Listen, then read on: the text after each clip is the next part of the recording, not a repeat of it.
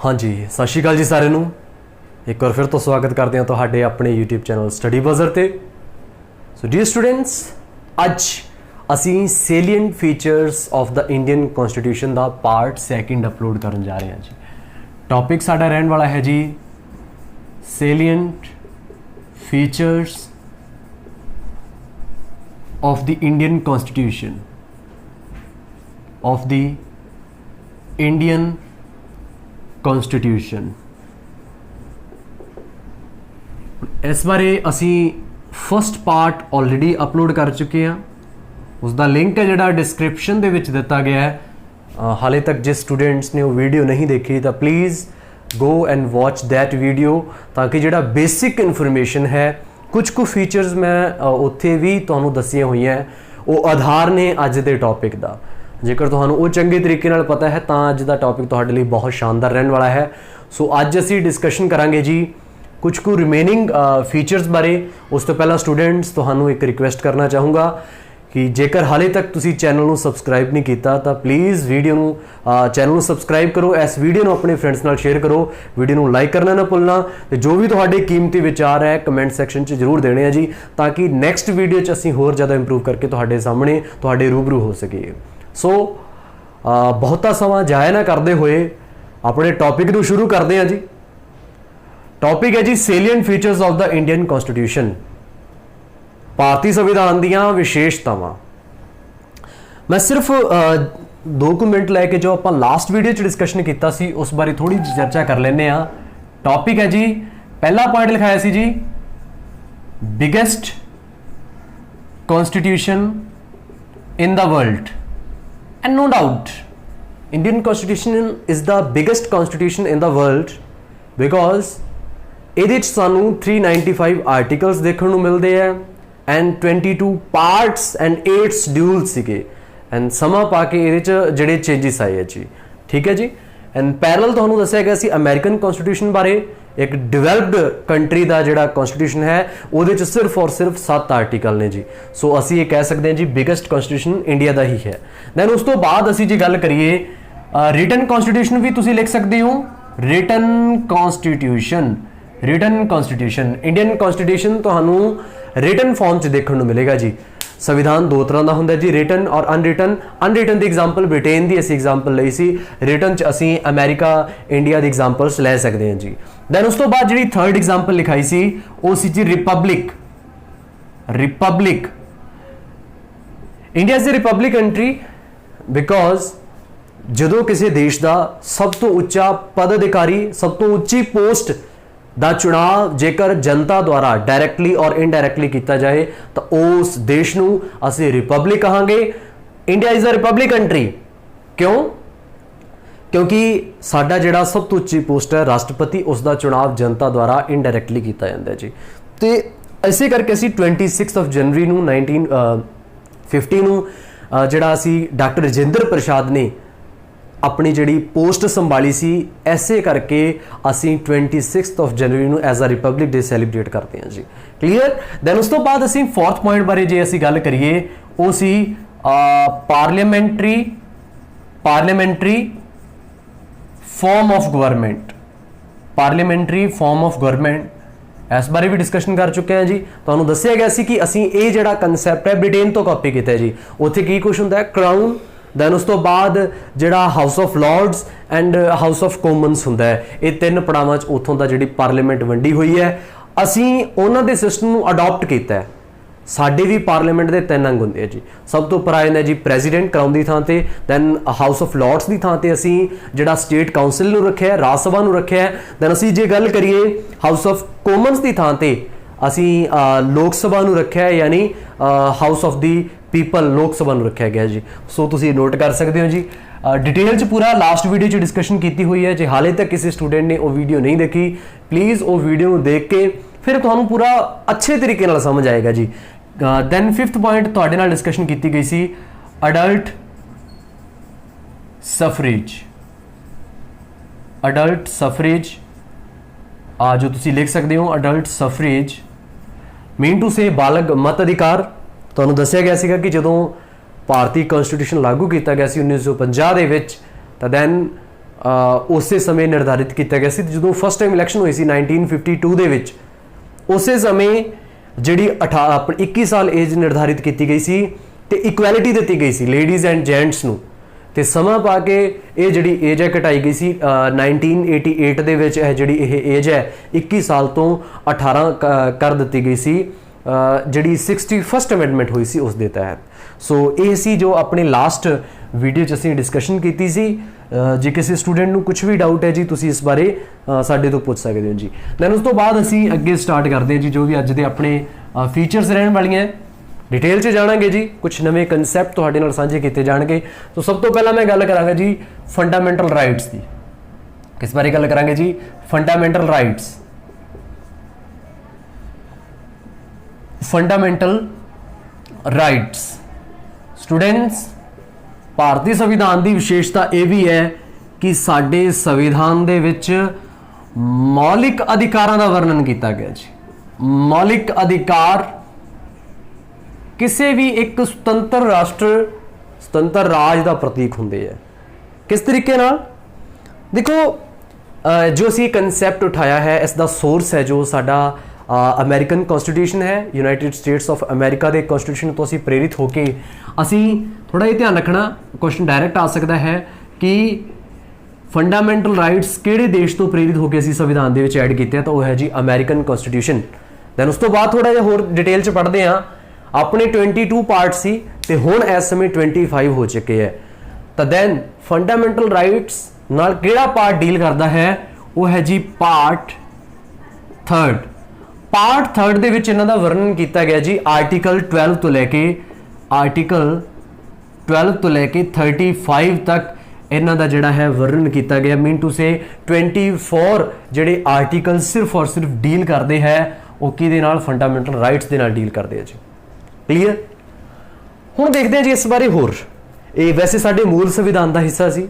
मूल संविधान तो भाव ओरिजिन कॉन्स्टिट्यूशन तो भाव उस संविधान तो है जिहड़ा 26 जनवरी 1950 नूं ये लॉन्च किया गया सी, इसनूं लागू किया गया सीगा। Clear?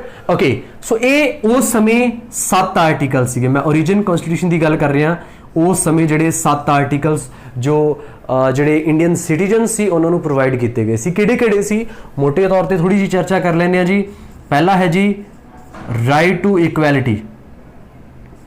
Right to equality mean to say समानता का अधिकार।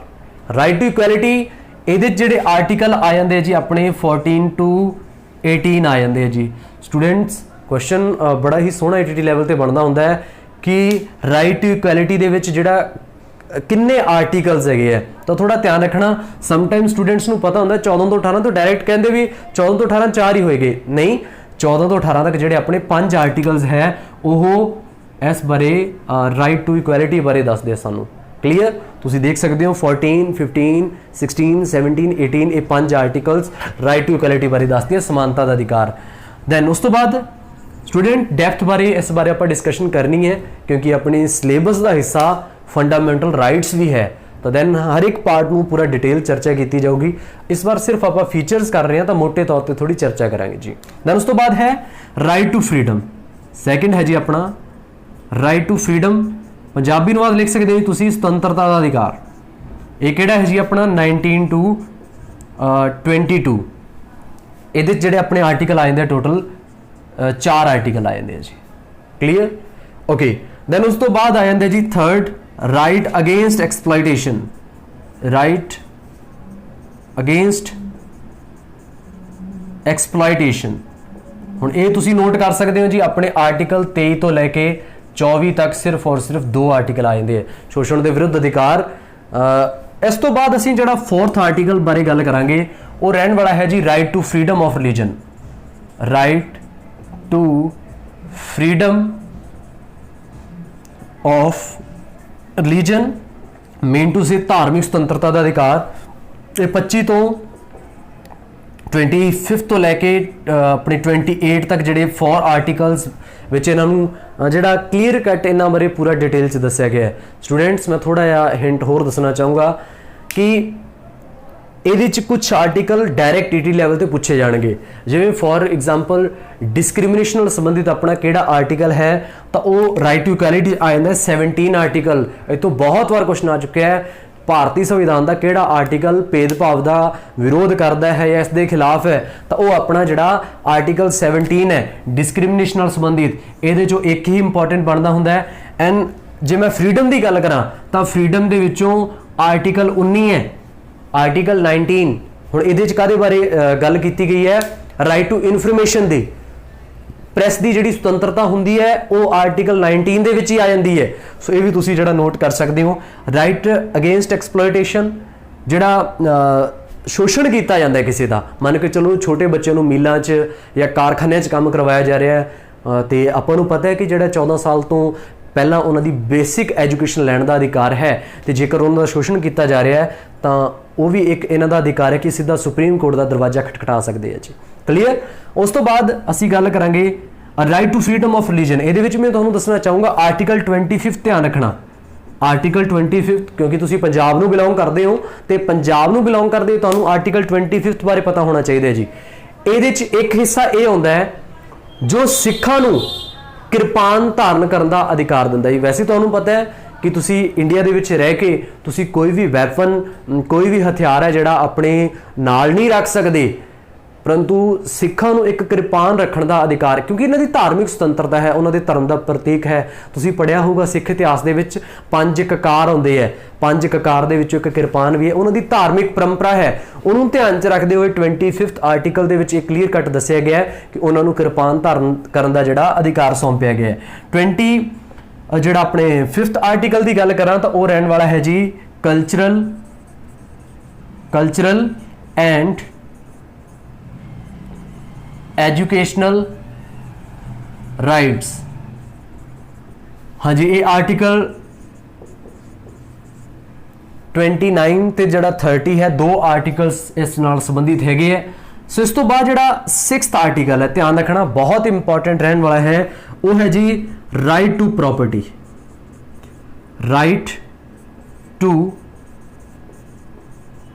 प्रॉपर्टी, ये आर्टिकल सिर्फ और सिर्फ 31 ਤੇ ਇਹਦੇ 'ਚ ਇੱਕ ਹੀ ਆਰਟੀਕਲ ਆ ਜਾਂਦਾ ਹੈ। ਦੈਨ ਲਾਸਟ ਵਨ ਹੈ ਜਿਹੜਾ ਰਾਈਟ ਟੂ ਕਨਸਟੀਟਿਊਸ਼ਨਲ ਰੈਮੇਡੀਜ਼। ਹੁਣ ਇਹਨਾਂ ਬਾਰੇ ਗੱਲ ਕਰਾਂਗੇ ਜੀ। ਇਹਦੇ 'ਚ ਆਪਣੀ ਜਿਹੜੀਆਂ 5 ਰਿਟਸ ਆ ਜਾਂਦੀਆਂ, ਇਹਦੇ 'ਚ ਇੱਕ ਆਰਟੀਕਲ ਹੀ ਹੈ, ਇੱਕ ਆਰਟੀਕਲ ਦੇ ਵਿੱਚ 5 ਰਿਟਸ ਬਾਰੇ ਦੱਸਿਆ ਗਿਆ ਜੀ। ਸੋ ਇਹ ਆਪਣੇ ਜਿਹੜੇ 7 ਆਰਟੀਕਲ ਸੀਗੇ ओरिजिन कॉन्स्टिट्यूशन का हिस्सा सी, परंतु मैं तुहानू बहुत बार दस्या होया है कि अपनी जड़ियाँ दो जड़ियाँ अमेंडमेंट्स ने, एक 42nd ध्यान रखियो जे तो एक है 44th, बहुत इंपॉर्टेंट ने जो तुसी ईटीटी का सैकेंड पेपर देन चले या होर भी तुसी कोई एग्जाम देन चले हो। हुण इहदे च बहुत सारियां गलतियां हुई सी ते इहदे च उन्हां गलतियां नूं सुधारिया गया सीगा। 42nd नूं मिनी कॉन्स्टिट्यूशन कहंदे है। क्यों कहंदे है जी मिनी कॉन्स्टिट्यूशन कहंदे है? क्यों कहंदे है? इसका जवाब है कि इहदे च इन्ने कुछ ज़्यादा चेंज किए गए सी कि एक छोटा जिहा संविधान अलग तो बनाया जा सकता सीगा। फॉर एग्जाम्पल जे मैं 42nd अमेंडमेंट बारे दसां तां पहली बार प्रीएम्बल दे विच जिहड़े 3 वर्ड्स नूं ऐड किया गया सीगा ते अज तक प्रीएम्बल दे विच सिर्फ और सिर्फ एक बारी अमेंडमेंट हुई है, वो जिहड़ी 42nd अमेंडमेंट सी जिहड़ी कि 1976 दे विच जिहड़ी इंदिरा गांधी दी सरकार ने करवाई सी। क्लीयर? ते ऐसे दे विच जिहड़ी विटो पावर हुंदी है, विटो पावर राष्ट्रपति कोल हुंदी है। जदों कोई बिल लोक सभा राज सभा तो पास होकर राष्ट्रपति कोल पहुंचता है तो वह एक बार दे लई उहनूं पुनर्विचार दे लई भेज सकदा है, परंतु इस अमेंडमेंट के राही जी विटो पावर खोली गई सी मेन टू सी जो पार्लीमेंट के दोनों हाउस किसी बिल नूं पास करके प्रेजिडेंट को पहुंचाउणगे तां दैन ओह उस चीज़ नूं पास करेगा ही करेगा डेफिनेटली।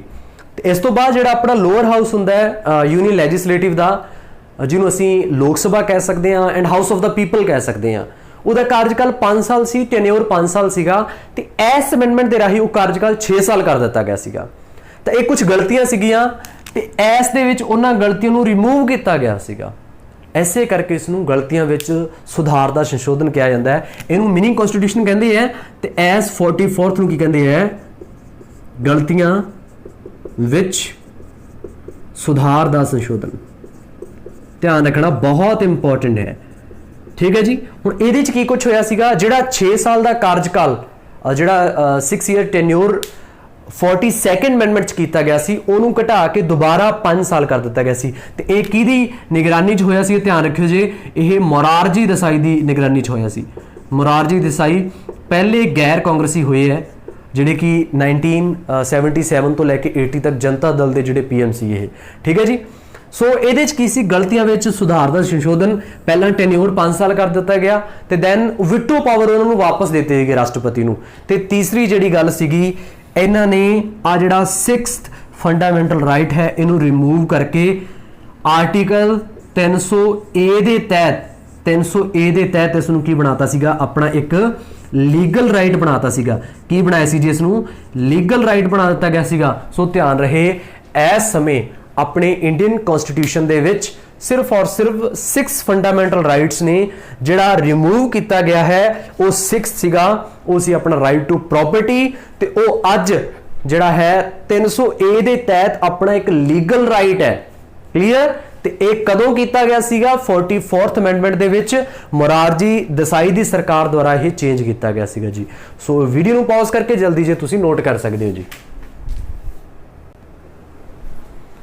ਹਾਂਜੀ। ਸੋ ਇਸ ਤੋਂ ਬਾਅਦ ਇੱਕ ਤੁਸੀਂ ਜਿਹੜਾ ਹੋਰ ਨੋਟ ਕਰ ਸਕਦੇ ਹੋ ਉਹ ਇਹ ਹੈ ਕਿ ਰਾਈਟ ਟੂ ਫਰੀडम 'ਚ ਇੱਕ ਚੀਜ਼ ਜੋ ਤੁਸੀਂ ਨੋਟ ਕਰ ਸਕਦੇ ਹੋ ਉਹ ਹੈ ਆਰਟੀਕਲ 21A। ਆਰਟੀਕਲ 21A ਬਹੁਤ ਜ਼ਿਆਦਾ ਇੰਪੋਰਟੈਂਟ ਹੈ। ਹਾਲਾਂਕਿ ਇਹ ਬਾਅਦ 'ਚ ਐਡ ਕੀਤਾ ਗਿਆ ਸੀ, 86th ਅਮੈਂਡਮੈਂਟ ਹੋਈ ਸੀ 2002 ਦੇ ਵਿੱਚ।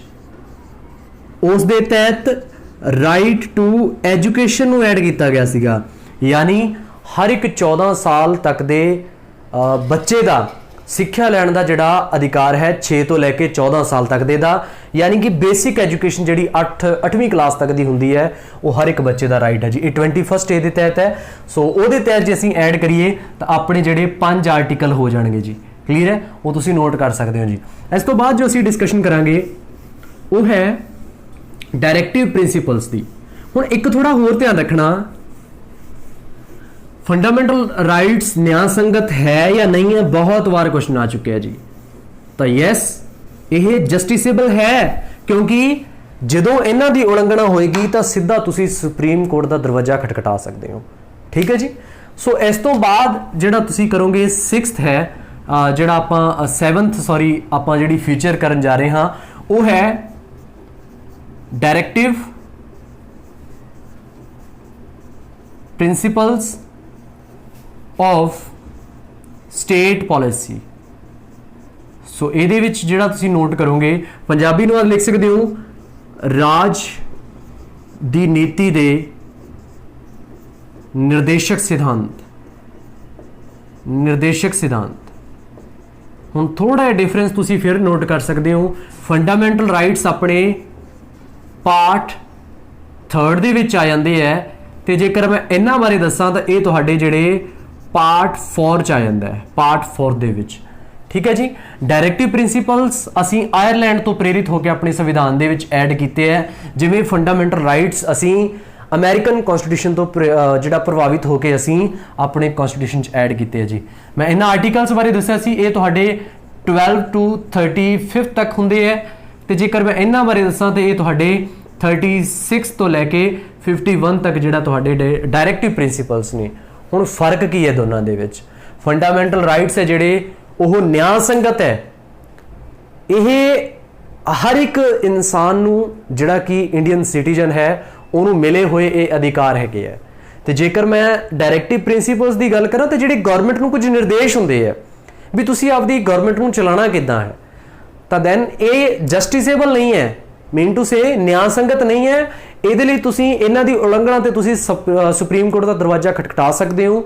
ਸੁਪਰੀਮ ਕੋਰਟ ਨੂੰ ਸਿੱਧੀ ਜਿਹੜੀ ਆਪਾਂ ਗੁਜ਼ਾਰਿਸ਼ ਕਰ ਸਕਦੇ ਹਾਂ, ਜੇਕਰ ਇਹਨਾਂ ਦੀ ਉਲੰਘਣਾ ਡਾਇਰੈਕਟਿਵ ਪ੍ਰਿੰਸੀਪਲਸ ਦੀ ਗਵਰਨਮੈਂਟ ਕਰਦੀ ਹੈ ਤਾਂ ਦੈਨ ਇਹਦੇ ਲਈ ਤੁਸੀਂ ਕਿਸੇ ਵੀ ਕੋਰਟ ਦੇ ਵਿੱਚ ਉਹਨਾਂ ਦੇ ਖਿਲਾਫ ਹੈ ਜਿਹੜਾ ਮੁਕੱਦਮਾ ਦਰਜ ਨਹੀਂ ਕਰ ਸਕਦੇ ਜੀ।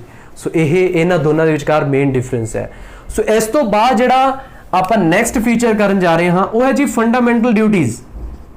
Very important, fundamental duties. ये जिहड़े है पार्ट 4A दे विच ऐड किया गया जी, पार्ट 4A दे विच ऐड किया गया है।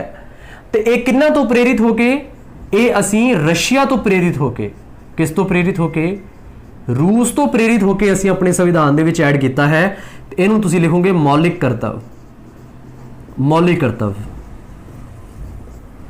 हुण ये आर्टिकल जिहड़ा 51A दे तहत इन्हां ऐड किया गया है। हुण इस बारे थोड़ा जिहा मैं होर डेप्थ च दसना चाहूँगा तुहानूं। स्टूडेंट्स, अधिकार अते कर्तव्य, राइट एंड ड्यूटीज एक ही कॉइन दे दो साइड्स ने। जेकर एक थोड़ा अधिकार है तो दूजा थोड़ा कर्तव्य भी बनता है। मेरा अधिकार है भी मैं एक सड़क दे उत्ते चलण दा मेरा अधिकार है। कर्तव्य मेरा की है कि मैं हमेशा ही खब्बे पासे चलूँगा, मैं इस कर्तव्य की उलंघना नहीं कर सकता। ठीक है जी। सो ये कुछ गल्लां हुंदियां जो सानू प्रेरित करदियां हैं कि जिथे अधिकार है उत्थे कर्तव्य भी होने चाहिए। परंतु इन्हां नूं ऐड किया गया सीगा जी मीनिंग कॉन्स्टिट्यूशन के जरिए। थोड़ा ध्यान रखना, 42nd अमेंडमेंट जिहड़ी कि 1976 दे विच हुई सी, ठीक है जी, ਉਹਦੇ तहत ਜਿਹੜੇ 10 आर्टिकल्स ਨੂੰ 10 फंडामेंटल ड्यूटीज़ ਨੂੰ ऐड किया गया। फंडामेंटल ड्यूटीज़ ਨੂੰ ऐड किया गया 42nd अमेंडमेंट ਦੇ ਰਾਹੀਂ। क्लीयर। इस तो बाद जो तुसी नोट करोगे, मैं हुणे दस के हटिया सी जिहड़ी 86th अमेंडमेंट हुई सी, 86th अमेंडमेंट 2002 ਦੇ ਵਿੱਚ ਹੋਈ है जिहड़ी, ਉਹਦੇ ਵਿੱਚ ਕੀ ਹੋਇਆ 11th ड्यूटी ਨੂੰ भी ऐड किया गया, 11th फंडामेंटल ड्यूटी ਨੂੰ ऐड किया गया। स्टूडेंट्स, जिहड़ी 86th अमेंडमेंट है ना, जिहड़ी 2002 ਦੇ ਵਿੱਚ ਹੋਈ ਸੀ, ਉਹਨੇ स्टूडेंट्स ਨੂੰ यानी 14 साल तक के बच्चों ਨੂੰ 6 ਤੋਂ 14 साल तक के बच्चों ਨੂੰ एजुकेशन का राइट प्रोवाइड करवाया सी भी तुहाडा 6 ਤੋਂ ਲੈ ਕੇ 14 साल तक के बच्चों का एजुकेशन, बेसिक एजुकेशन लैण का एक जिहड़ा राइट है। तो ਉਹਦੇ ਨਾਲ ਜਿਹੜੇ पेरेंट्स ने ते ਜਿਹੜੇ सरप्रस्त ने मेन टू से ਜਿਹੜੇ पालन पोषण कर रहे बच्चों का, उन्हों का एक कर्तव्य भी ऐड किया गया, उन्होंने एक ड्यूटी ऐड की गई। उन्होंने ड्यूटी ये है कि वो 6 ਤੋਂ 14 साल तक के बच्चों को घरे नहीं रख सकते, यानी स्कूल की जी बेसिक एजुकेशन है उस तो वांझा नहीं रख सकते। जेकर तुसी फीस भर नहीं सकते तो ये दसना चाहूँगा, राइट टू एजुकेशन के तहत बेसिक एजुकेशन बिल्कुल फ्री की गई है। जेकर तुसी कहोगे भी असी उन्होंने खाना प्रोवाइड नहीं कर सकते तो मिड डे मील प्रोवाइड किया गया। जेकर तुसी कहोगे कपड़े प्रोवाइड नहीं कर सकते तो उन्होंने ड्रैसेस वगैरह प्रोवाइड की गई, ईवन कि जिहड़ी स्कॉलरशिप वगैरह भी प्रोवाइड की जाती है। तो ये सब कुछ सानू जिहड़ा जिहड़ी 86th अमेंडमेंट दे विच राइट टू एजुकेशन के तहत सानू देखण नूं मिलिया जी। सो ये अपनी फंडामेंटल ड्यूटीज़ है। सो ये जिहड़ा तुसी नोट कर सकते हो, 11 ड्यूटी ऐड की गई। तो एक होर दसना चाहूँगा, तुसी अपनी बुक उठा के देखना, बुक किहड़ी अपनी जिहड़ी कोई भी जिहड़ी पंजाब स्कूल एजुकेशन बोर्ड की जां NCERT की बुक जिहड़ी अज तो 2 साल पुरानी होवे, ਉਹਦੇ बैक साइड देखना, ਉਹਦਾ बैक कवर ਦੇ ਵਿੱਚ लिखा होगा fundamental duties of the Indian citizens, भारतीय नागरिकों के ਜਿਹੜੇ मौलिक कर्तव्य ਕਿਹੜੇ-ਕਿਹੜੇ है। तो ਤੁਹਾਨੂੰ ਜਿਹੜੇ 11 ਦੇ 11 ਦੇਖਣ ਨੂੰ ਮਿਲਣਗੇ। ਤੇ ਥੱਲੇ ਇਹ ਮੈਂਸ਼ਨ ਵੀ ਕੀਤਾ ਹੋਊਗਾ ਕਿ ਜਿਹੜੀ 42nd ਦੇ ਵਿੱਚ ਇਹ 10 ਨੂੰ ਐਡ ਕੀਤਾ ਗਿਆ ਸੀ, ਜਿਹੜੀ 11th ਹੈ ਉਹ 2002 ਦੇ ਵਿੱਚ ਐਡ ਹੋਈ ਹੈ ਜੀ। ਸੋ ਵੀਡੀਓ ਨੂੰ ਪੌਜ਼ ਕਰਕੇ ਜਲਦੀ ਨੋਟ ਕਰ ਸਕਦੇ ਹੋ ਜੀ। हाँ जी। सो इस तो बाद जो असीं अगे कंटिन्यू करन जा रहे हाँ, कुछ होर फीचर्स बारे जानते हैं। गल करांगे जी इंडिया की कॉन्स्टिट्यूशन की फ्लैक्सीबिलिटी ते ये रिजिड किवें आ। देखो, मैं एक होर जो फीचर ऐड करन जा रहा हाँ वो है जी flexible and rigid constitution. Mean to say भारत का संविधान लचकीला ते कठोर संविधान है, कठोर संविधान। सो इस बारे चर्चा करते हैं जी, किस तरीके नाल फ्लैक्सीबल है तो किस तरीके नाल रिजिड कॉन्स्टिट्यूशन है। देखो, फ्लैक्सीबल दे विच तुसी देखोगे भी इंडियन कॉन्स्टिट्यूशन फ्लैक्सीबल भी है तो रिजिड भी है। हुण जेकर तुहाडे तो रिजिड की एग्जाम्पल पूछी जाए तो मैं एग्जाम्पल दे सकता हाँ जी, अमेरिकन कॉन्स्टिट्यूशन पूरी तरह एक रिजिड कॉन्स्टिट्यूशन है। फॉर एग्जाम्पल आ देखो अमेरिका का कॉन्स्टिट्यूशन दस रहा, अमेरिकन कॉन्स्टिट्यूशन है जिहड़ा ਉਹ 1786 ਦੇ ਵਿੱਚ ਜਿਹੜਾ ਇਸ ਨੂੰ ਸ਼ੁਰੂ ਕੀਤਾ ਗਿਆ ਸੀ, ਲਾਗੂ ਕੀਤਾ ਗਿਆ ਸੀਗਾ।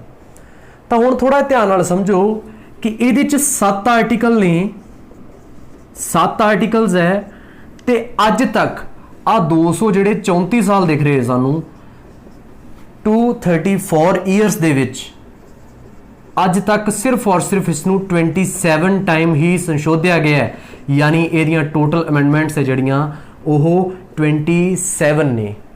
सो इसकी रिजिडनेस ਨੂੰ ਜਿਹੜੀ ਸ਼ੋ ਕਰਦੇ ਆ, ਇਹਦੀ ਕਠੋਰਤਾ ਨੂੰ ਸ਼ੋ ਕਰਦੇ ਆ ਜੀ। ਫਲੈਕਸੀਬਿਲਿਟੀ ਦੀ ਗੱਲ ਕਰਾਂ ਤਾਂ ਫਲੈਕਸੀਬਲ ਜਿਹੜਾ ਇੱਕ ਅਨਰਿਟਨ ਕਨਸਟੀਟਿਊਸ਼ਨ ਹੁੰਦਾ ਹੈ ਉਹ ਬਹੁਤ ਸਾਰੀ ਜਿਹੜੀ ਐਗਜ਼ਾਮਪਲਸ ਬ੍ਰਿਟੇਨ ਲੈ ਸਕਦੇ ਹੋ ਤੁਸੀਂ। ਬ੍ਰਿਟੇਨ ਦਾ ਜਿਹੜਾ ਕਨਸਟੀਟਿਊਸ਼ਨ ਹੈ ਉਹ ਇੱਕ ਫਲੈਕਸੀਬਲ ਕਨਸਟੀਟਿਊਸ਼ਨ ਹੈ ਕਿਉਂਕਿ ਇਹ ਪ੍ਰਥਾਵਾਂ ਤੇ ਬੇਸਡ ਹੈ। ਉੱਥੋਂ ਦੀ ਜਿਹੜੀ ਕਨਵੈਨਸ਼ਨਸ ਪ੍ਰਥਾਵਾਂ ਚੱਲ ਰਹੀਆਂ ਹੈ ਉਸ ਦੇ ਅਨੁਸਾਰ ਹੀ ਇਹ ਢਲਦਾ ਰਹਿੰਦਾ ਹੈ, ਤਾਂ ਫਲੈਕਸੀਬਲ ਕਨਸਟੀਟਿਊਸ਼ਨ ਹੈ। ਪਰੰਤੂ ਇੰਡੀਅਨ ਕਨਸਟੀਟਿਊਸ਼ਨ ਫਲੈਕਸੀਬਲ ਤੇ ਰਿਜਿਡ ਕਿਵੇਂ ਹੈ? ਹੁਣ ਪਹਿਲੀ ਗੱਲ ਤਾਂ ਦੇਖਾਂ ਕਿ ਇੰਡੀਅਨ ਕਨਸਟੀਟਿਊਸ਼ਨ ਹੈ ਜਿਹੜਾ 1950 ਦੇ ਵਿੱਚ 26 ਆਫ ਜਨਵਰੀ 1950 ਨੂੰ ਇਹ ਜਿਹੜਾ ਲਾਗੂ ਕੀਤਾ ਗਿਆ, ਠੀਕ ਹੈ। ਤੇ ਮਾਤਰ 70 ਸਾਲਾਂ ਦੇ ਵਿੱਚ 70 ਈਅਰਸ ਦੇ ਵਿੱਚ ਇਹਦੇ ਜਿਹੜੀਆਂ 110 ਪਲੱਸ ਹੈ ਜਿਹੜੀਆਂ ਅਮੈਂਡਮੈਂਟਸ ਹੋ ਚੁੱਕੀਆਂ, ਤਾਂ ਇਹ ਇਸ ਦੀ ਫਲੈਕਸੀਬਿਲਿਟੀ ਨੂੰ ਸ਼ੋ ਕਰਦੇ ਹੈ। ਤੇ ਫਲੈਕਸੀਬਿਲਿਟੀ ਨੂੰ ਸ਼ੋ ਕਰਨ ਦੇ ਲਈ ਕੁਝ ਕਾਮਨ ਬਿਲਸ ਵੀ ਹੋ ਸਕਦੇ ਹੈ ਜਿਨ੍ਹਾਂ ਨੂੰ ਸਿਰਫ ਔਰ ਸਿਰਫ 50% ਪਲੱਸ 1 ਦੀ ਜਿਹੜੀ ਵੋਟ ਦੇ ਨਾਲ ਪਾਸ ਮੰਨ ਲਿਆ ਜਾਂਦਾ ਹੈ। ਵੀ ਪਹਿਲਾਂ ਲੋਕ ਸਭਾ 'ਚ ਆਇਆ, ਹਾਊਸ ਆਫ ਪੀਪਲ 'ਚ ਆਇਆ, 50% ਪਲੱਸ 1 ਵੋਟ ਆਈ, ਫਿਰ ਸਟੇਟ ਕਾਉਂਸਲ 'ਚ ਆਇਆ, ਰਾਜ ਸਭਾ 'ਚ ਆਇਆ, ਫਿਰ ਜਿਹੜੀ ਰਾਸ਼ਟਰਪਤੀ ਦੀ ਸਹਿਮਤੀ ਦੇ ਨਾਲ ਸਿਗਨੇਚਰ ਦੇ ਨਾਲ ਜਿਹੜਾ ਬਿੱਲ ਕਾਨੂੰਨ ਬਣ ਗਿਆ। ਤਾਂ ਇਹਦੀ ਫਲੈਕਸੀਬਿਲਿਟੀ ਨੂੰ ਸ਼ੋ ਕਰਦਾ। ਦੋ ਤਰੀਕੇ ਹੋ ਗਏ। ਰਿਜਿਡਨੈਸ ਬਾਰੇ ਗੱਲ ਕਰਾਂ ਤਾਂ ਕੁਝ ਕਾਨੂੰਨ ਐਸੇ ਹੁੰਦੇ ਹੈ ਜਿਹਦੇ 'ਚ ਕੱਲਾ ਯੂਨੀਅਨ ਲੈਜਿਸਲੇਟਿਵ ਉਸ 'ਤੇ ਰੂਲ ਨਹੀਂ ਬਣਾ ਸਕਦਾ, ਉਹਦੇ ਲਈ ਉਸਨੂੰ ਸਟੇਟਸ ਦੀ ਸਹਿਮਤੀ ਵੀ ਲੈਣੀ ਪੈਂਦੀ ਹੈ। ਸਟੇਟਸ ਉਦੋਂ ਸਹਿਮਤੀ ਪ੍ਰਗਟ ਕਰਨਗੇ ਫਿਰ ਹੀ ਉਹ ਜਿਹੜਾ ਬਿੱਲ ਹੈ ਉਹ ਕਾਨੂੰਨ ਦੀ ਸ਼ੇਪ 'ਚ ਆ ਸਕਦਾ ਹੈ। For example GST goods and service tax ਹੈ ਜਿਹੜਾ ਉਹਨੂੰ ਲਾਂਚ ਕਰਨ ਤੋਂ ਪਹਿਲਾਂ ਸਟੇਟਸ ਦੀ ਸਹਿਮਤੀ ਲਈ ਗਈ ਸੀ। ਤਾਂ ਇਸ ਦੀ ਫਲੈਕਸੀਬਿਲਿਟੀ ਔਰ ਰਿਜਿਡਨੈਸ ਨੂੰ ਸ਼ੋਰ ਕਰਦਾ ਹੈ। ਇੱਕ ਹੋਰ ਦੱਸਾਂ ਤੁਹਾਨੂੰ ਐਗਜ਼ਾਮਪਲ ਆ ਸਕਦੀ ਹੈ ਕਿ इंडियन कॉन्स्टिट्यूशन की विशेषता की है। पहला होगा फ्लैक्सीबल, दूसरा रिजिड, तो तीसरा आएगा कठोर घट फ्लैक्सीबल ज़्यादा। तो वो एग्जाम्पल बिल्कुल सैट पैंदी इंडियन कॉन्स्टिट्यूशन के उपर। सो ये शो करता है जी इंडियन कॉन्स्टिट्यूशन बारे। दैन उस तो बाद कुछ होर जिहड़े पॉइंट्स असीं उस बारे चर्चा कर लेना। हाँ जी, एक होर नोट कर लो, प्रीएम्बल वेरी इंपॉर्टेंट इस बारे चर्चा करांगे जी। प्रीएम्बल एक इंडियन कॉन्स्टिट्यूशन की विशेषता यह भी है कि ਇਹਦੇ 'ਚ ਪ੍ਰੀਐम्बल है, मीन टू से प्रस्तावना बारे थोड़ा दसना चाहूँगा। तुसी कोई भी बुक ओपन करते हो तो उस बुक ओपन करने तो बाद पहला जिहड़ा इंडेक्स या इंडेक्स तो पहला एक ना 2 शब्द तुहानूं लिखे मिलणगे। 2 शब्द या समटाइम्स उत्थे प्रस्तावना लिखिया होगा या पुस्तक बारे या कुछ इस तरह लिखिया हुंदा है। असल 'ਚ प्रीएम्बल ही हुंदी है। मीन टू से प्रीएम्बल का मतलब है ਜਿਹੜੀ बुक तो पहला आ 2 शब्द लिखे गए हैं उस बुक बारे दस्सिया जांदा, ਉਹਦੇ ਉਦੇਸ਼ ਕੀ है, ਇਹਨੂੰ ਕਿਉਂ ਲਿਖਿਆ ਗਿਆ ਹੈ, ਉਹ ਸਭ ਕੁਝ ਇਹ ਪ੍ਰੀਐम्बल ਦੇ ਵਿੱਚ ਹੁੰਦਾ ਹੈ। ਤਾਂ ਪ੍ਰੀਐम्बल ਇੰਡੀਅਨ ਕਨਸਟੀਟਿਊਸ਼ਨ ਸਾਨੂੰ ਦੇਖਣ ਨੂੰ ਮਿਲਦੀ ਹੈ। ਤੇ ਇਹਦੇ ਵਿੱਚ ਜਿਹੜੀ ਸਭ ਤੋਂ ਮਹੱਤਵਪੂਰਨ ਗੱਲ ਹੈ ਉਹ ਇਹ ਹੈ ਕਿ ਅੱਜ ਤੱਕ ਸਿਰਫ ਔਰ ਸਿਰਫ ਇਹਦੇ 'ਚ ਇੱਕ ਵਾਰ ਹੀ ਸੰਸ਼ੋਧਨ ਹੋਇਆ, ਉਹ ਹੈ ਜੀ 42nd ਅਮੈਂਡਮੈਂਟ। ਧਿਆਨ ਰੱਖਣਾ, बहुत बार क्वेश्चन तो यही आ जाता होंगे कि अज तक कितनी बार इसनूं संशोधिया गया है, तो वो सिर्फ और सिर्फ एक बार होया है। 42nd अमेंडमेंट एक्ट 1976 है जिहड़ा उस दे तहत इसनूं एक बार ही संशोधन गया सी, इसका संशोधन किया गया सी। ते इहदे च प्रस्तावना च जिहड़े 3 वर्ड्स ऐड किए गए सी, 3 वर्ड्स ऐड होए सी। ध्यान रखना, तो क्वेश्चन बहुत बार आ चुका है, ठीक है जी। ਤੁਹਾਨੂੰ ਨਾ ਆਪਸ਼ਨ ਦਿੱਤੇ ਹੋਣਗੇ, ਇਹਨਾਂ ਚੋਂ ਕਿਹੜਾ ਵਰਡ ਹੈ ਜਿਹੜਾ ਪ੍ਰਸਤਾਵਨਾ ਚ 42nd ਅਮੈਂਡਮੈਂਟ ਚ ਐਡ ਨਹੀਂ ਕੀਤਾ ਗਿਆ। ਤਾਂ 3 ਵਰਡ ਯਾਦ ਰੱਖਣਾ, ਕਿਹੜੇ ਕਿਹੜੇ ਹੈ? ਸੋਸ਼ਲਿਸਟ, ਸੈਕੂਲਰ ਤੇ ਤੀਸਰਾ ਹੈ ਇੰਟੀਗ੍ਰਿਟੀ ऑफ द नेशन। ध्यान रखना जी, ये 3 वर्ड्स ने, किहड़े किहड़े? समाजवादी, समाजवादी, ते दूसरा है धर्मनिरपेख, सैकुलरिज्म दा धर्मनिरपेख, ते दूसरा तीसरा है जी राष्ट्र दी अखंडता, राष्ट्र दी अखंडता। ਇਹ ਜਿਹੜੇ 3 वर्ड्स ऐड किए गए सी 42nd अमेंडमेंट ਜਿਹੜੀ 1976 ਚ ਹੋਈ ਹੈ। ਸੋ ਇਹ ਬਹੁਤ ਇੰਪੋਰਟੈਂਟ ਹੈ। ਤੇ ਇਸ ਤੋਂ ਬਾਅਦ ਇੱਕ ਹੋਰ ਧਿਆਨ ਰੱਖਣਾ, ਇਹਦੇ ਵਿੱਚ ਬਹੁਤ ਸਾਰੇ ਜਿਹੜੇ ਕੁਐਸਚਨ ਤੁਹਾਨੂੰ ਦੇਖਣ ਨੂੰ ਮਿਲਣਗੇ। ਕੁਐਸਚਨ ਕੀ ਆਏਗਾ ਕਿ ਤੁਹਾਨੂੰ ਕੁਐਸਚਨ ਆ ਸਕਦਾ ਹੈ ਕਿ ਪ੍ਰੈਂਬਲ ਇੰਡੀਅਨ ਕਨਸਟੀਟਿਊਸ਼ਨ ਦਾ ਹਿੱਸਾ ਹੈ ਜਾਂ ਨਹੀਂ ਹੈ। ਤਾਂ ਥੋੜਾ ਮੈਂ ਦੱਸਣਾ ਚਾਹੂੰਗਾ ਕਿ ਇੱਕ ਕੇਸ ਹੋਇਆ ਸੀਗਾ 1960 ਦੇ ਵਿੱਚ, बेरूवाड़ी संघ मामला कुछ इस तरह होया सी 1960 ਦੇ ਹੋਇਆ ਸੀਗਾ। ਤੇ ਉਹਦੇ ਚ ਇਹ ਕਿਹਾ ਗਿਆ ਸੀਗਾ ਕਿ ਜਿਹੜੀ ਪ੍ਰਸਤਾਵਨਾ ਹੈ ਉਹ ਸੰਵਿਧਾਨ ਦਾ ਹਿੱਸਾ ਨਹੀਂ ਹੈ। ਧਿਆਨ ਰੱਖਣਾ 1960 ਚ ਹੋਇਆ ਸੀ बेरूवाड़ी केस, बेरूवाड़ी संघ मामला, संघ मामला। ਇਹਦੇ ਚ ਸ਼ੋ ਕਰਤਾ ਸੀ ਕਿ ਇਹ ਕੋਈ ਇਸ ਤਰ੍ਹਾਂ ਦਾ ਪ੍ਰਸਤਾਵਨਾ ਸੰਵਿਧਾਨ ਦਾ ਹਿੱਸਾ ਨਹੀਂ ਹੈ। परंतु 1973 ਚ ਜਿਹੜਾ ਕੇਸ਼ਵਾਨੰਦ ਭਾਰਤੀ ਵਰਸਸ केरल राज ਇਹ ਮਾਮਲਾ ਹੋਇਆ ਸੀ। केशवानंद भारती वर्सिस केरल राज। इस मामले दे विच जिहड़ी अपनी सुप्रीम कोर्ट है उन्हें यह मैंशन करता सी कि यह जिहड़ी प्रस्तावना है इंडियन कॉन्स्टिट्यूशन का हिस्सा है। तो दैन उस तो बाद एक होर भी होया सी इस नाल संबंधित, जिहदे च आपां कह सकते हैं 1995 दे विच LIC ऑफ इंडिया एक मामला होया सीगा। उस मामले च नतीजा सुनाते हुए 1995 च कहा गया सीगा कि यह आंतरिक रूप है, ठीक है जी, इंटरनल पार्ट है इंडियन कॉन्स्टिट्यूशन का। सो हुण आपां कह सकते हैं, हुण जे क्वेश्चन आता है कि प्रस्तावना इंडियन कॉन्स्टिट्यूशन का हिस्सा है, कि प्रैम्बल इंडियन कॉन्स्टिट्यूशन का हिस्सा है, तो यस यह इंडियन कॉन्स्टिट्यूशन का हिस्सा है। तो ये तुसीं जिहड़ा नोट कर सकते हो वीडियो नूं पॉज करके। हाँ जी, सो इस तो बाद कुछ फीचर्स बारे असीं डिस्कशन करांगे। एक फीचर तुसीं नोट कर सकते हो, स्वतंत्र ते निरपक्ष न्यायपालिका। की नोट करोगे जी? स्वतंत्र ते निरपक्ष न्यायपालिका, स्वतंत्र ते निरपक्ष न्यायपालिका। जिहड़ी अपनी न्यायपालिका है, जुडिशरी है, उन्होंने फ्री रखा गया है, मतलब वो किसी दबाव के अंडर नहीं है। बहुत सारी एग्जाम्पल्स मैं तुहानूं दस सकदा। पहली गल तो तुहाडे माइंड 'च होनी चाहिए है कि जिहड़े 3 ऑर्गनस ने, ऑर्गनस ऑफ गवर्नमेंट, 3 अंगां दे नाल सरकार दे जिहड़ा रूप सामने आउंदा हुंदा है, वो किहड़े-किहड़े ने वो तुसीं नोट कर सकते हो। पहला है जी लैजिसलेटिव, जिहदा काम ही कानून निर्माण का है, लॉ मेकिंग का काम है लैजिसलेटिव का। दैन उस तो बाद आ जाता है एग्जीक्यूटिव, एग्जीक्यूटिव जिहदा काम उसनूं एग्जीक्यूट करना उन्हां लॉज नूं, ते जुडिशरी जिहड़ा उन्हां नूं डिफाइन करन दा काम करदी है, उन्होंने असीं जुडिशरी कहांगे, न्यायपालिका कहांगे जी। सो देखो इस पार्ट नूं पूरी तरह स्वतंत्र किया गया, मीन टू से इस नूं पूरी तरह फ्री किया गया है। किवें फ्री किया गया जी? देखो ये जिहड़े जजिस ने, जे आपां सुप्रीम कोर्ट की गल करां, मैं सुप्रीम कोर्ट तो थोड़ा लैके चलां गल नूं। सुप्रीम कोर्ट, सुप्रीम कोर्ट च की है 34 जजिस ਦਾ एक पैनल है, 34 जजिस ਇਹਦੇ ਚ ਬਹਿੰਦੇ ਆ। एक चीफ जस्टिस ऑफ इंडिया है, उन्होंने सैलरी 2.5 ਲੱਖ ਹੁੰਦੀ है। तो दैन उस तो बाद ਜਿਹੜੇ बाकी जजिस ने उन्होंने 2,25,000 सैलरी है। ये सैलरी इसलिए पे की जाती है कि वो किसी रिश्वत का शिकार ना हो। इस तो इलावा उन्होंने बहुत सारे ਜਿਹੜੇ ਭੱਤੇ वगैरह अलायंस वगैरह ਦਿੱਤੇ ਜਾਂਦੇ है, वो तुसीं नोट कर सकते हो। क्यों ਦਿੱਤੇ ਜਾਂਦੇ? ताकि वो किसी प्रैशर या किसी रिश्वत का शिकार ना हो।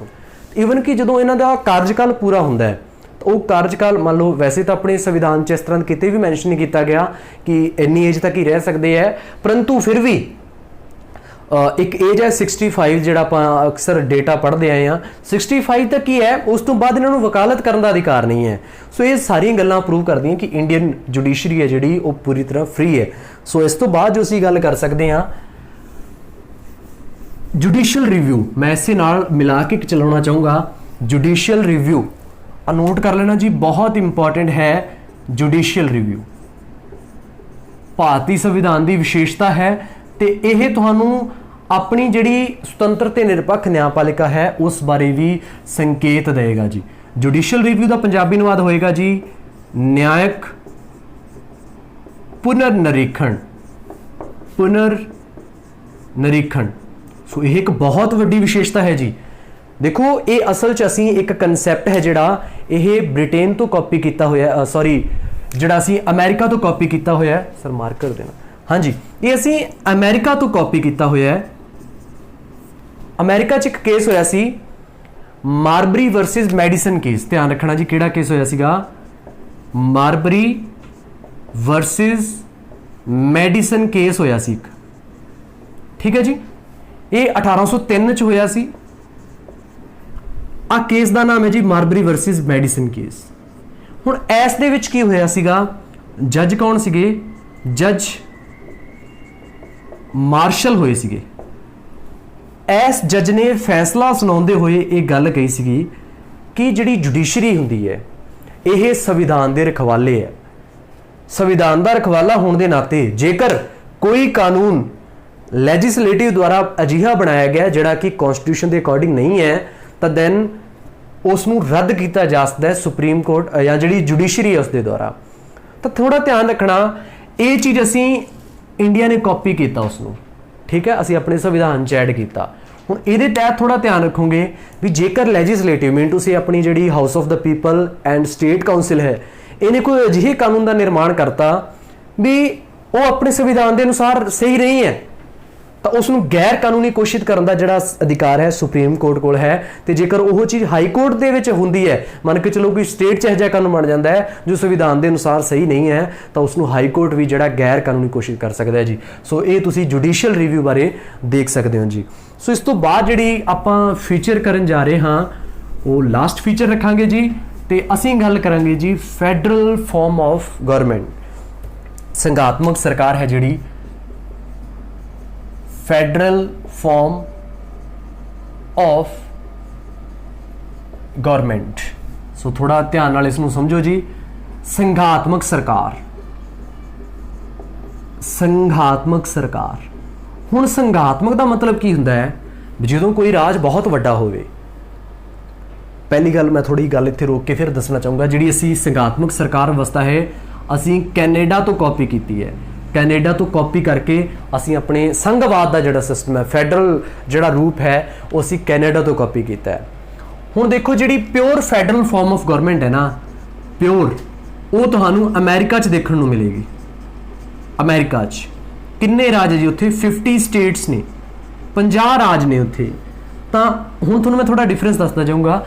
इंडिया च थोड़ा ध्यान रखियो जी, इंडिया च इस समय किन्ने राज ने, इंडिया च इस समय 28 स्टेट्स अते 8 केंद्र शासित प्रदेश ने, 8 यूटी है अपने, 8 राज है जी अपने। ठीक है, हुण थोड़ा जिहा होर ध्यान नाल इस बारे डिटेल च मैं दसना चाहूँगा कि जदों अपने फैडरल फॉर्म की गल करते हैं तो एक राज है जिहड़ा वो कुछ संघां दे विच वंडिया हुंदा है तो हर एक संघ किते ना किते स्ट्रोंग होएगा सेंटर तो, उन्होंने प्योर फॉर्म कहते हैं। हुण इत्थे 50 राज है, सेंटर कमजोर है, क्यों? क्योंकि हर एक स्टेट का एक अपना कॉन्स्टिट्यूशन है। सो ये इत्थे सानू प्योर फैडरल फॉर्म देखने को मिलती है। परंतु इंडिया च गल करिए तो इंडिया च प्योर नहीं है। साडा इंडिया कुछ राज्यां च तां वंडिया होया है, 28 राज्यां च वंड रखिया सी। परंतु थोड़ा जिहा ना एक ना लिस्ट ध्यान रखना, अपने 3 लिस्टां बनी हुई हैं, सबजैक्ट्स डिवाइड किए गए हैं, सबजैक्ट्स है जिहड़े वो डिवाइड किए गए हैं। इनू थोड़ा ध्यान नाल देखना तुसीं। पहली लिस्ट आ जाती है जी यूनियन लिस्ट, पंजाबी अनुवाद होएगा जी संघ सूची। ठीक है, दूजा आ जाता जी state list, state list mean to say राज सूची। तीसरा है जिहड़ा वो है कनकरेंट लिस्ट मीन टू से समवर्ती सूची। हुण क्वेश्चन ये भी आ जाता है आ जिहड़ी समवर्ती सूची असीं किन्ना तो उठाई है वो कैनेडा तो उठाई हुई है, ये भी तुसीं नोट करके चलोगे जी। ठीक है जी, हुण इस बारे थोड़ा होर चर्चा करते हैं। कुछ टॉपिक्स होंदे है, कुछ सबजैक्ट्स ने भी इस सबजैक्ट ते कानून का काम सिर्फ और सिर्फ सेंटर करेगा या स्टेट करेगा या दोनों मिलके करनगे। तो थोड़ा ध्यान रखना जिवें रेलवे हो गया, पोस्ट ऑफिस हो गया। हुण ये सारे विषय ना टोटल 97 है जिहड़े आ यूनियन लिस्ट च रखे गए सीगे भी इस ते कानून दा निर्माण का काम है सिर्फ और सिर्फ सेंटर ही करेगा, यानी जिहड़ी अपनी यूनियन लैजिस्लेटिव है वही करेगी। ਇਹਦੇ ਚ अपने 66 रखे गए सी टॉपिक, यानी ये स्टेट तक सीमित है।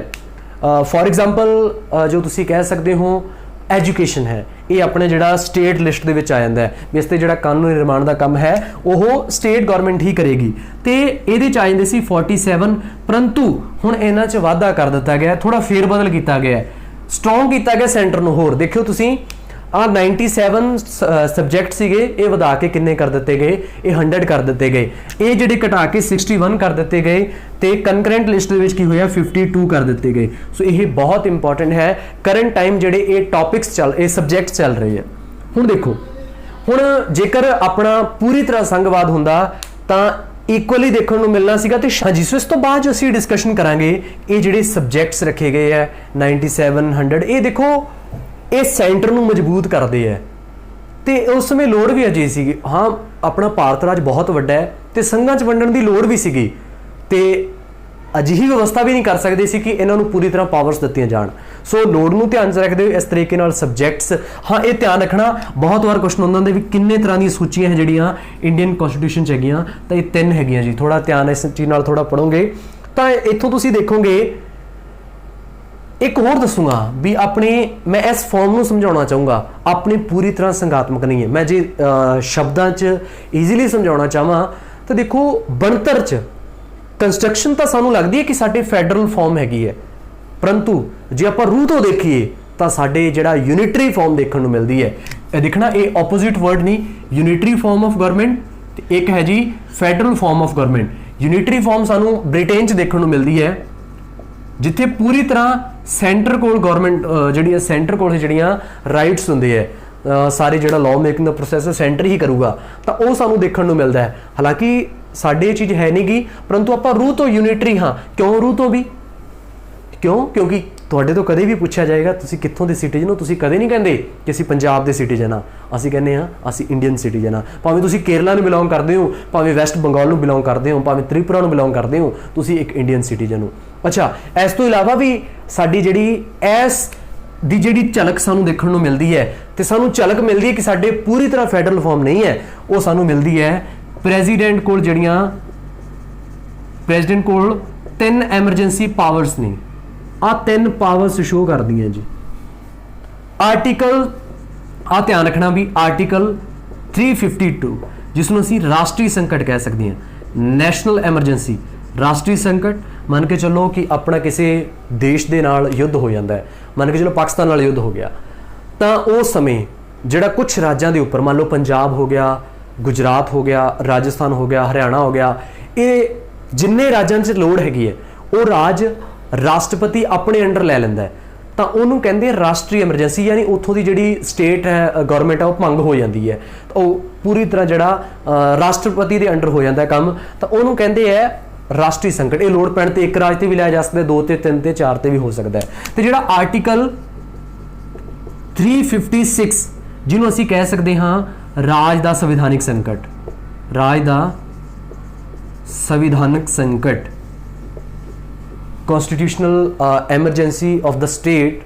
देखो मान के चलो किसी जिहड़े देश के किसी राज के हालात पूरी तरह डावाडोल हैगे है, तो उस हालात दे विच जिहड़ा राजपाल रिक्वेस्ट करता है, गुजारिश करता है राष्ट्रपति नूं कि इस दे हालात है जिहड़े सही नहीं है, संविधान के अनुसार इत्थे सिस्टम नहीं चल रहा, तो उस समय जिहड़ी उत्थे राज दा संविधानिक संकट के तहत जिहड़ी धारा 356 लाई जाती है। फॉर एग्जाम्पल जिहड़ी कि जम्मू कश्मीर च लगातार लगी हुई सी वो धारा 356 ही सी। तो एक हुंदा जी आर्टिकल 360, इहनूं असीं कहांगे आर्थिक आपातकाल या आर्थिक संकट तुसीं कह सकते हो, इकनॉमिक एमरजेंसी। जदों किसी देश की मान लो किसी राज की सरकार है जिहड़ी वो हत्थ खड़े कर दिंदी है भी साडे इकनॉमिक व्यवस्था पूरी तरह डावाडोल है या पूरे देश 'च इहो जिहा संकट आ जाता है, तो उस समय जिहड़ा आर्टिकल 360 नूं लागू किया जाता है जी। तो ये जिहड़ियां पावर शो करदियां भी साडे पूरी तरह फैडरल नहीं है, लोड़ पैण ते असीं किसी भी राज नूं ਆਪਾਂ ਸੈਂਟਰ ਦੇ ਅਧੀਨ ਕਰ ਸਕਦੇ ਹਾਂ ਸਿੱਧਾ। ਸੋ ਇਹ ਸਾਰੀਆਂ ਚੀਜ਼ਾਂ ਸ਼ੋ ਕਰਦੀਆਂ। ਤੇ ਇਹ ਜਿਹੜੇ 66 ਆ ਜਿਹੜੇ 61 ਟੌਪਿਕ ਸਬਜੈਕਟਸ ਹੈਗੇ ਨਾ, ਇਹ ਕਾਮਨ ਜਿਹੀਆਂ ਚੀਜ਼ਾਂ ਹੈ, ਐਡੀਆਂ ਕੋਈ ਖਾਸ ਗੱਲਾਂ ਹੈ ਨਹੀਂ ਵੀ ਜਿਹੜੀ ਫੈਡਰਲ ਫਾਰਮ ਨੂੰ ਸ਼ੋ ਕਰ ਦੇਣ। ਹਾਂ, ਸਾਡੇ ਫੈਡਰਲ ਫਾਰਮ ਜ਼ਰੂਰ ਹੈ, ਅਸੀਂ ਸੰਘਾਂ 'ਚ ਵੰਡਿਆ ਹੋਇਆ ਹੈ, ਪਰ ਬਣਤਰ ਇੱਕ ਬਣਤਰ ਜੇ ਆਪਾਂ ਦੇਖੀਏ ਨਾ ਮੋਟੇ ਤੌਰ ਤੇ ਸਾਨੂੰ ਦੇਖਣ 'ਚ ਤਾਂ ਲੱਗੂਗਾ ਕਿ ਸ਼ਾਇਦ ਸਾਡੇ ਫੈਡਰਲ ਫਾਰਮ ਆਫ ਗਵਰਨਮੈਂਟ ਹੈ, ਪਰੰਤੂ ਰਿਐਲਿਟੀ ਕੀ ਹੈ, ਅਸੀਂ ਰੂਹ ਤੋਂ ਕੀ ਹਾਂ, ਰੂਹ ਤੋਂ ਇੱਕ ਹੈਗੇ ਹਾਂ। ਸੋ ਇਹ ਗੱਲ ਸਾਰੀਆਂ ਜਿਹੜੀਆਂ ਗੱਲਾਂ ਸ਼ੋ ਕਰਦੀਆਂ ਕਿ ਸਾਡੇ ਪੂਰੀ ਤਰ੍ਹਾਂ ਫੈਡਰਲ ਫਾਰਮ ਨਹੀਂ ਹੈ। ਸੋ ਡੀਅਰ ਸਟੂਡੈਂਟਸ, ਅੱਜ ਦੇ ਲਈ ਇੰਨਾ ਹੀ। Salient features of the Indian constitution ਅੱਜ ਆਪਾਂ ਇੱਥੇ ਹੀ ਖਤਮ ਕਰਦੇ ਹਾਂ। ਮਿਲਦੇ ਹਾਂ ਇੱਕ ਨਵੇਂ ਟੌਪਿਕ ਨੂੰ ਲੈ ਕੇ। ਹਰੇਕ ਸੰਡੇ ਦੀ ਸੰਡੇ ਕੁਝ ਸਾਡਾ ਇੱਕ ਡਿਫਰੈਂਟ ਟੌਪਿਕ ਹੋਏਗਾ ਜੋ ਤੁਹਾਡੇ ਲਈ ਔਖਾ ਹੋਏਗਾ ਤੇ ਤੁਹਾਨੂੰ ਇੱਕ ਲਾਜਵਾਬ ਤਰੀਕੇ ਨਾਲ ਤੁਹਾਡੇ ਸਾਹਮਣੇ ਪ੍ਰਸਤੁਤੀਕਰਨ ਉਸ ਦਾ ਕੀਤਾ ਜਾਏਗਾ। ਸੋ ਸਟੂਡੈਂਟਸ, ਜੇਕਰ ਤੁਹਾਨੂੰ ਲੱਗਿਆ ਕਿ ਵੀਡੀਓ ਤੁਹਾਡੇ ਲਈ ਯੂਜ਼ਫੁਲ ਸੀ, ਵੀਡੀਓ ਨੂੰ ਲਾਈਕ ਕਰਨਾ, ਇਸ ਵੀਡੀਓ ਨੂੰ ਆਪਣੇ ਫਰੈਂਡਸ ਨਾਲ ਸ਼ੇਅਰ ਕਰੋ। ਐਂਡ ਜੇਕਰ ਤੁਸੀਂ ਸਾਡੇ ਚੈਨਲ ਤੇ ਨਵੇਂ ਹੋ ਤਾਂ ਚੈਨਲ ਨੂੰ ਸਬਸਕ੍ਰਾਈਬ ਕਰਨਾ ਨਾ ਭੁੱਲਣਾ, ਤਾਂ ਕਿ ਜੋ ਵੀ ਫਰਦਰ ਇਨਫੋਰਮੇਸ਼ਨ ਹੁੰਦੀ ਹੈ, ਨੋਟੀਫਿਕੇਸ਼ਨ ਹੁੰਦਾ ਹੈ, ਤੁਹਾਡੇ ਤੱਕ ਜਿਹੜਾ ਪਹੁੰਚ ਸਕੇ ਜੀ। ਸੋ ਵੀਡੀਓ ਨੂੰ ਅੰਤ ਤੱਕ ਦੇਖਣ ਦੇ ਲਈ ਸ਼ੁਕਰੀਆ, ਧੰਨਵਾਦ।